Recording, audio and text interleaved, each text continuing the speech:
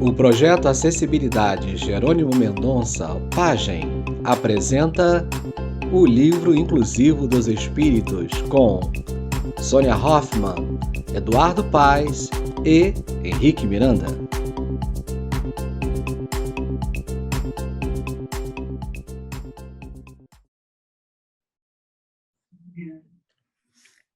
Olá, pessoal. Novamente juntos no canal do Projeto Acessibilidades Jerônimo Mendonça, o Pagem. E vamos dar continuidade à nossa série sobre o Livro Inclusivo dos Espíritos. Hoje com o tema Somos uma civilização inclusiva?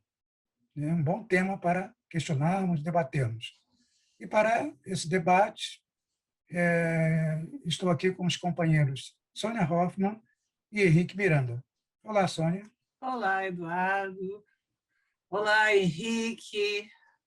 Olá a todos os internautas, a todos aqueles que estão nos assistindo. É um grande prazer, é uma satisfação nós estarmos aqui em um nosso novo encontro de construção conjunta e de aprofundamento dentro do Livro dos Espíritos para observarmos cada vez mais a sua atualidade, a sua perspectiva inclusiva e como nós podemos cada vez mais nos melhorarmos, cada vez mais nos libertarmos de nossos desconhecimentos, de nossas ignorâncias, de nossas exclusões. Não é, Henrique?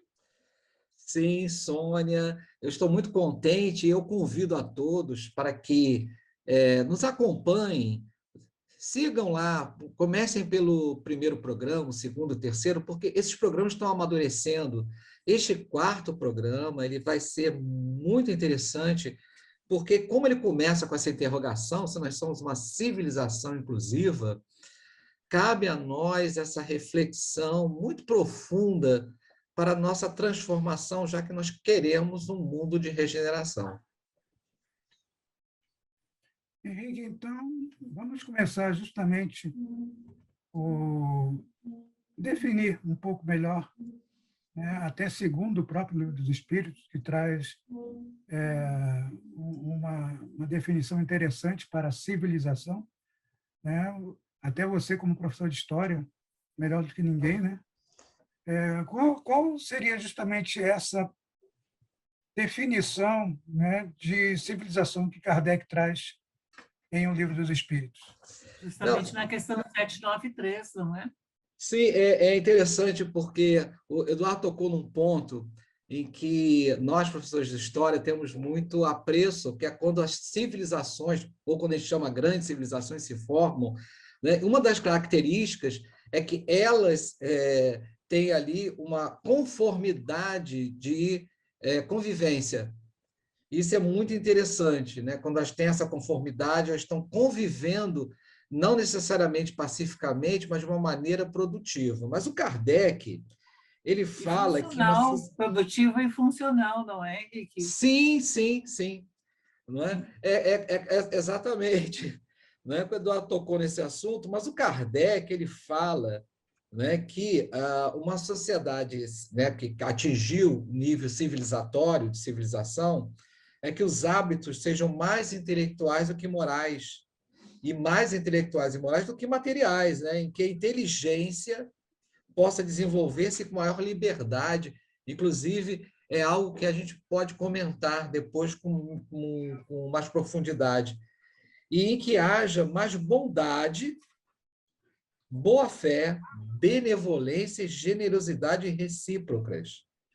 E que menos enraizados se mostrem os preconceitos dentro desta civilização. Isso é muito interessante nessa perspectiva e dentro dessa proposta filosófica de inclusão, e aí nós vamos verificando cada vez mais esses pontos de união na questão da reciprocidade, porque demonstra claramente como é importante a ação recíproca, não é uma ação somente dada, não é somente um monopoliza e um somente entrega, porque isso não é inclusão, isso é integração. Quando somente é unilateral, nós estamos falando de uma proposta de integração. Mas quando nós estamos falando de uma proposta de inclusão, existe uma construção conjunta, existe uma construção dinâmica e existe uma construção recíproca. Essa reciprocidade cada vez mais vai ampliando as possibilidades de cada um de nós. E é bem interessante quando ele pergunta aos espíritos quais os indícios que fazem com que nós possamos começar a perceber que uma civilização ou uma sociedade já está civilizada. E é bem importante quando os amigos espirituais colocam justamente que muitas vezes nós somos muito mais uma sociedade esclarecida do que uma sociedade civilizada, especialmente quando os hábitos ainda são mais materializados, porque na civilização, em uma sociedade civilizada, os hábitos intelectuais e morais preponderam. E se eles preponderam, os hábitos morais e os hábitos intelectuais, então é porque a perspectiva inclusiva prepondera também. Sônia, é interessante, então, perceber, né, e notar que, então, atualmente, segundo a explicação de Kardec, nós, quer dizer, todas as civilizações do planeta Terra ainda estão no nível do esclarecimento, né?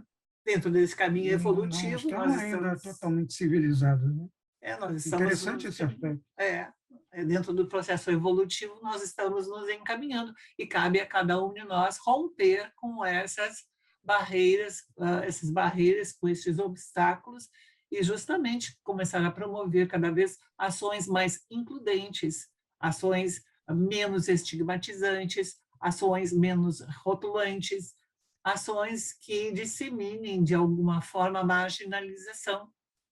Eu queria colocar isso em termos bem práticos, Sônia, Eduardo. Quando nós falamos, então, com uma sociedade que se desenvolver com maior liberdade e em que haja mais bondade, boa-fé, né, e não só a inteligência, vamos colocar uma situação bem prática. Nós vivemos numa sociedade dita civilizada e vocês estão morando num prédio. Neste prédio, vocês moram no 10º andar, vamos dizer assim, e vocês têm que sair sozinhos, os dois, para ir ao mercado. Bom, vamos dizer, então, que no elevador não haja um sistema braille para vocês saberem qual o andar que vocês têm que descer. E vamos dizer que, ao chegar no térreo, né, se chegarem... Ou chegar ao térreo ou chegar ao 10º andar, porque, às vezes, o elevador passa também do 10º para lá no 11º, ou 10º qualquer coisa, ou no 9º, e a gente vai, abre uma porta, tenta abrir uma porta que não é a do apartamento, não é? Sim, então, como o Eduardo também tem dificuldade de locomoção, vocês têm que chegar, né, num transporte público, um ônibus, até o mercado. Né? E será que há uma indicação até o ponto do ônibus? E será que o ônibus, então, tem condições, né, de dar acessibilidade ao nosso querido Eduardo? Então, a gente coloca em termos práticos, né, o que é, né, uma sociedade civilizada, esclarecida. Porque uma sociedade esclarecida, ela sabe, não, espera aí, uma pessoa com problemas físicos, ela não tem condição de subir no ônibus com degraus altos. Uma sociedade esclarecida sabe que um cego não tem condições de adivinhar os botões de um elevador. Mas aí nós vemos o que é o esclarecimento. Talvez de memorizar, mas haja memória para ficar memorizando tudo. Memorizar botões de elevador, memorizar banheiro, memorizar isso. Então, a carga de memórias, nosso HD cerebral fica totalmente preenchido, não é? Então, acho que a gente caracteriza bem o que é a civilização, o esclarecimento, não é, Sônia, Eduardo? Exatamente. Então, é olhar para este outro, não é? É como diz, e especialmente como o Allan Kardec coloca em seu comentário, romper esses preconceitos, já não existem mais os preconceitos, já não existem mais as distinções, ações mais empáticas, mais fraternas, mais bondosas, mais apreciáveis começa a se desenvolver. E aqui nós brincamos, não é? Que muitas vezes se diz que em terra de cego quem tem um olho é rei, e até algumas vezes eu já coloquei que em terra de cego quem tem um olho é escravo, porque muitas pessoas dizem, já que tu enxergas, me alcança lá um copo d'água, me alcança a cadeira, veja se a janela está fechada, acende a luz, veja se a luz está acesa. Então, no final de contas, ele não é rei coisíssima nenhuma.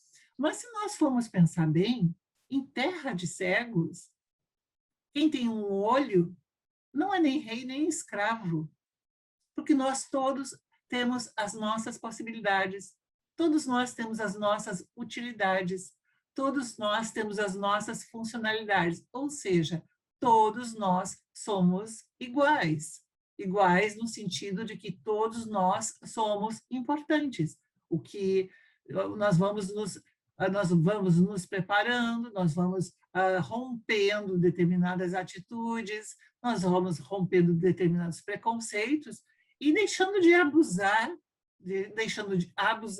ou deixando de negligenciar para com o outro. Então, inclusive, ele continua no comentário da pergunta 793, da pergunta 793, ele continua assim, ele fala que onde o amor ao próximo, onde haja amor ao próximo, e as leis, nenhum privilégio, quer dizer, as leis dessa nossa nova sociedade, nenhum privilégio consagrem e sejam as mesmas para todos, e com a menor parcialidade, com menos parcialidade se exerça a justiça. Mesmo porque inclusão não é um privilégio. Inclusão é uma ação de compartilhamento, não é uma ação que privilegia a pessoa com deficiência, porque a inclusão, o processo de inclusão e o processo de acessibilidades não toma alguém como alguém que tenha de ter privilégios, mas que tenha direitos e deveres, não é? Então, quando nós temos uma rampa, por exemplo, que essa rampa seja importante e significativa para uma gestante, para um idoso, para uma criança, para uma pessoa que usa cadeira de rodas, para alguém que usa muletas, para alguém que fraturou um membro inferior e por algum tempo vai precisar utilizar ou vai deambular com mais dificuldade. Então, aquela rampa ali é bom para todos, não é somente para este ou somente para aquele, é para todo mundo. Não é uma adaptação, não é, Sônia? Adaptação é diferente de inclusão. Exatamente. E nem improvisação. Improvisação também não é inclusão. Porque a adaptação entra naquele esquema que a Sônia falou, que se faz uma integração, né, da pessoa com deficiência ou alguma diferença na sociedade.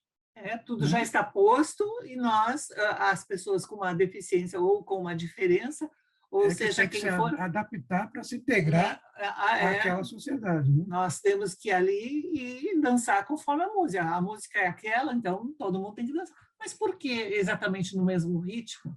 Não, nós podemos trabalhar com ritmos diferentes, fazer de formas diferenciadas, não precisa, nós podemos construir em conjunto, olha, até hoje era assim, mas a partir daqui vamos começar a pensar que não seja necessariamente assim. Então, nós vamos lá partir para o desenho universal.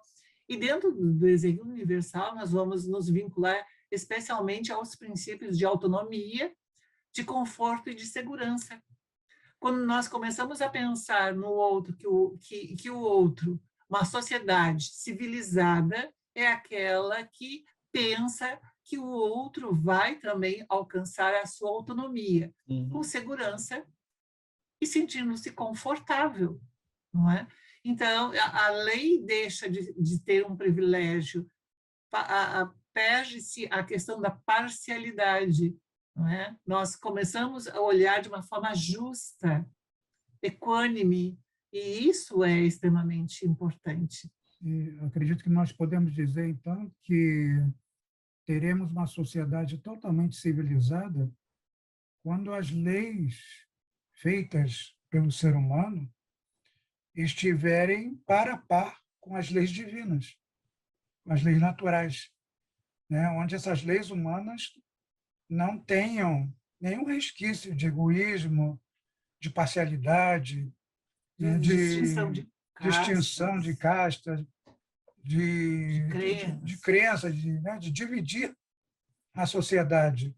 Uhum. Né? Como nós soubemos essa semana que lá na Hungria se aprovou leis que impedem até a leitura de livros que falem sobre homossexualidade nas escolas.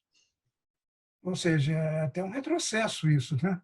Enquanto tantos países estão avançando nessa questão de gênero, né, do sexo, do gênero, né, outros tudo, países estão aprovando leis que justamente atrasam esse progresso, essa participação dos homossexuais, né, em todas as áreas da sociedade. Aqui no Brasil, Sem distinção, sem inclusive, né, os preconceito. professores estão lutando para que a escola sem partido, nesse projeto, não passe, justamente para que nós possamos fazer essas discussões dentro de sala de aula, né, sem nenhuma amarra, né, sem nenhuma censura, né, contra qualquer assunto como este que aconteceu na Hungria. Mas, Sônia, pelo que você comentou, então, pelo que Eduardo também estava falando, a maior, né, a maior forma de inclusão, né, não seria arquitetônica de primeiro momento, né, seria, então, as nossas atitudes.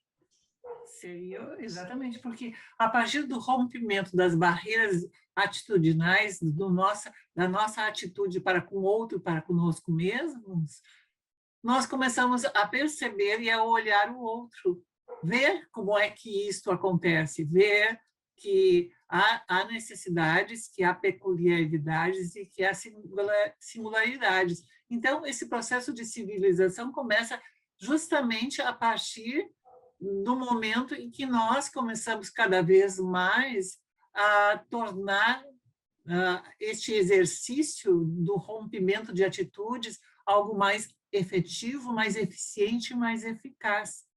Então, com tudo isso, nós vamos nos habituando, vamos nos organizando. E aqui nós vamos nos reportar, então, a outras questões também de O Livro dos Espíritos, onde fala, de alguma maneira, sem falar em barreiras atitudinais, mas nós podemos fazer essa interpretação, que é justamente nas questões da 888 e na questão 88A de O Livro dos Espíritos, onde é falado sobre a questão da existência de pessoas que necessitam de esmolas ou que querem ou precisam de alguma ajuda e que essa ajuda é dada, não? Então, muitas vezes, ali, na forma de nós auxiliarmos e colaborarmos e compartilharmos com o outro das suas necessidades, pode se colocar muito dessa nossa atitude, se é uma atitude mais empática ou se é uma atitude mais arrogante, se é uma atitude mais de maior alteridade, ou seja, de alteridade no sentido de reconhecer a diferença do outro. Porque uma atitude empática é aquela onde eu começo a sentir, começo a pensar no outro, né? Começo a desenvolver uma compaixão pelo outro. Mas, no momento que eu tenho uma atitude de alteridade, eu começo a reconhecer e a confirmar que é possível e que há diferença no outro é necessária, é fundamental, e que o outro tem as suas diferenças, mas também tem as suas funcionalidades, também tem a sua utilidade. Então, lá na questão 88A, os amigos espirituais dizem exatamente isso para Kardec, que não, eles não são contra o doar, a esmola, né, dar a ajuda, mas sim eles alertam para a forma como nós fazemos isso. E, de alguma maneira, isso é exatamente uma referência às nossas atitudes. Exatamente, de você diminuir o outro, né? Porque o outro está aparentemente numa situação inferior, e isso não é verdade. Quando nós temos a compreensão espírita, nós sabemos que nós estamos vivendo experiências e onde nós estamos numa posição, todos nós estamos numa posição de aprendizagem, e de lados aparentemente opostos, pobre, rico, inteligente e menos inteligente, né? E aquele que tem deficiência e não tem deficiência, mas são apenas oportunidades de termos visões de aprendizado, para que nós possamos saber como agir, de que forma agir. Então, quer dizer, quando você está do lado daquele que dá esmola, não é? A condição de igualdade é tão igual como aquele que vai receber a esmola, que é a situação de aprender. E não pode haver em nenhum momento uma visão do diferente, mas a visão da grande oportunidade, né? E aí entra um exemplo bem interessante que nós temos na sociedade de uma intelectual, né, que é autista, a Temple Grandin, não é, Sônia? Que Sim. é uma das maiores autoridades em... Eu sempre me perco quando eu quero falar sobre isso, gente. É saúde animal, não. Saúde animal. Saúde animal, exatamente. Saúde animal. Porque especialmente com o gado, não é? Especialmente com o gado. Especialmente com o gado, porque a deficiência dela permite que ela tenha uma habilidade que nós não temos, de enxergar e perceber os sentimentos dos animais. Sim. Então, quer dizer... Oi? Não, pode falar. Pode falar. Então, quer dizer, quando você está numa situação em que você se sente superior porque você vai dar alguma coisa, que você acha que tem um poder maior do que o outro, na verdade, você não tem este poder maior. Você tem uma capacidade momentânea de poder perceber uma realidade, e o outro tem uma capacidade momentânea naquela encarnação de perceber uma outra capacidade. No caso, se você é rico, você tem que perceber uma capacidade muito grande em você, que é qual? É de ser uma pessoa caridosa, desprendida dos bens materiais. A outra pessoa que está recebendo, de ser humilde, de ser resignada naquele momento. Então, os dois estão em um processo grande de aprendizagem. Então, quer dizer, os dois estão trabalhando com a humildade, não é? Os dois estão trabalhando exatamente com a mesma questão, humildade, mas então, em aprendizagens diferenciadas. E a pessoa deficiente, o que está acontecendo com ela, Sônia? O que está acontecendo com a pessoa deficiente e aquelas outras? E aí voltamos ao caso do elevador. Por quê? Aquele que enxerga, aquele que tem ali o domínio da tecnologia, não é? Será que ele está enxergando? Será que ele está realmente, né, conseguindo avançar no processo civilizatório? Né? O que acontece? Então, ele tem uma capacidade, ele pode utilizá-la, mas ele não está tendo empatia. E até nós discutimos isso também, né, Eduardo? Aliás, essa questão da empatia traz um ponto interessante, né? Porque atualmente se fala tanto em desigualdade social, e no Brasil isso é mais do que visível, né? É alarmante, que ampliando esse conceito da esmola para qualquer tipo de ajuda, e através da empatia, nós igualamos os desiguais. Né? A igualdade que se faz com os desiguais é essa igualdade de nos sabermos irmãos, filhos de um mesmo pai, que é Deus, né? E que estamos juntos no mesmo caminho, já que temos uma casa comum, que é o planeta Terra. E mesmo que nós estejamos em um momento diferenciado de aprendizagens, uns aprendendo uma determinada situação, outros, não uma desigualdade de aprendizagem no sentido de inferior ou superior, mas de diferenças, essa desigualdade não significa que nós tenhamos de ter uma atitude indiferente.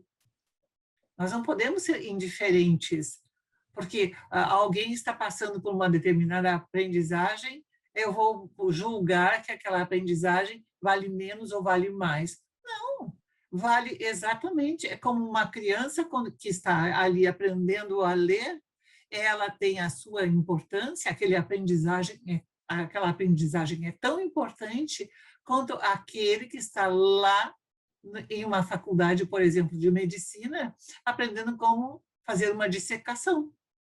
Tem a sua importância dentro da utilidade, dentro daquilo que ele está se propondo, e para aquilo que ele está se propondo, tem uma extrema utilidade, porque vai trazer uma funcionalidade, vai trazer um compartilhamento, vai acontecer uma reciprocidade. Então, nós estamos vivenciando aprendizagens diferentes. Imagina só se nós tivéssemos uma sociedade onde todos, absolutamente todos, fizessem exatamente só a mesma coisa. Como é que nós ficaríamos? Mas todos têm o direito de descer o elevador, chegar ao mercado. Todos têm esse direito. Todos têm, sim, todos têm. Todos têm o direito de pegar um elevador, todos têm o direito de atravessar uma rua em segurança, todos têm o direito de entrar em um prédio, todos têm o direito a uma recreação, todos têm o direito, algumas vezes, assim, não é? Ter uma diversão, todos têm direito ao acesso à leitura, ao acesso à educação, todos têm o direito de pegar e viver. E se Deus, e nós já vimos isso em programas anteriores, esse Deus inclusivo nos criou e nos ofereceu, nós temos de entender que muitas vezes nós temos determinadas situações que são temporárias, mas o amor que ele tem para conosco, a compaixão que ele tem para conosco, a misericórdia que ele tem para conosco é permanente. Então, infinita, né, eterna. Então, nós podemos pensar que isso... Por que nós vamos, então, pegar e promover uma sociedade excludente? Por que nós insistimos? Qual é a nossa resistência? E essa é uma grande pergunta que nós podemos fazer. Por que nós ainda resistimos em manter uma sociedade que ainda, na melhor das hipóteses, está esclarecida, mas não está civilizada? E se ela não está civilizada, ela não está ainda inclusiva. E somos nós, Por que então... nós resistimos a isto? E somos nós, então, aqueles que não estão compreendendo este processo do valor, do dar a esmola, né, e doar aquilo que nós temos. E será que nós somos aqueles que impedimos aqueles de terem as oportunidades? E muitas vezes nós somos as barreiras dos outros, não é, Henrique?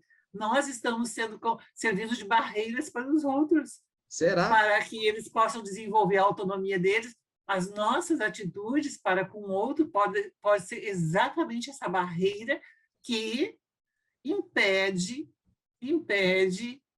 que o outro desenvolva a sua autonomia, desenvolva o seu bem-estar, desenvolva a sua vontade em continuar vivenciando, vivendo, né? Agindo de uma forma recíproca, porque daí pode surgir a vergonha, pode surgir o medo. Eu não vou falar absolutamente nada, porque o outro não vai possibilitar, ou o outro vai me julgar ou vai me sentenciar.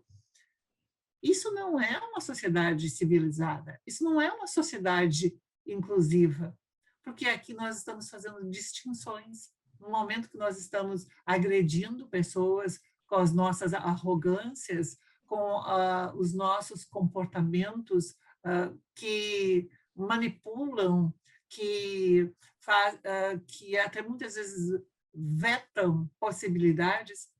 Imagina se nós, se as pessoas fossem tentar vetar, por exemplo, esse exemplo que nós trouxemos da Temple, que é uma pessoa autista, que hoje é uma grande autoridade, e de tantos autistas que aí, né, estão apresentando várias possibilidades. Então, é por isso que sempre o Pagem coloca, o Pagem, o Projeto Acessibilidades Jerônimo Mendonça, o gigante deitado, que também foi um ser, e é um espírito em evolução, um ser de possibilidades. Nós colocamos que toda pessoa, vivendo ou não uma deficiência, vivendo ou não uma diferença, é um ser de possibilidades, é um espírito em evolução. E nós não temos direito nenhum em negar a evolução de quem quer que seja. E para terminar, estamos terminando o programa hoje, e, gente, vem o próximo aí, fiquem tranquilos, mas eu queria deixar aqui uma proposta a todos. O que você pode fazer hoje com uma atitude inclusiva, um gesto em que você irá incluir, né? Aquela pessoa que está do seu lado, ou aquela pessoa que você sabe que tem uma deficiência. Que gesto você pode ter? Vamos começar o nosso processo civilizatório. O idoso, a criança também, né? Os estrangeiros que estão chegando, os moradores, as pessoas que estão vivendo em situação de rua. Quantas pessoas, quantas situações dentro da família, não é? Aquele tio de churrasco lá que muitas vezes chega lá e conta coisas e fala e as suas piadinhas assim e todo mundo vira o rosto para aquela pessoa. O que é? O que está acontecendo, não é? E talvez nós possamos tomar uma outra atitude muito inclusiva, compartilhar este vídeo, dar o like e colocar também os seus comentários. E assim proporcionar, né, a criação, a construção de uma sociedade mais inclusiva. Um abraço e até o próximo programa, pessoal. Um abraço a gente. todos. Abraços inclusivos a todos. Abraços inclusivos. Até.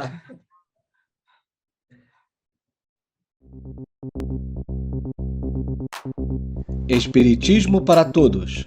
Participe desta proposta inclusiva. Inscreva-se no canal do Pagem, compartilhe nossos vídeos e deixe seu like neles.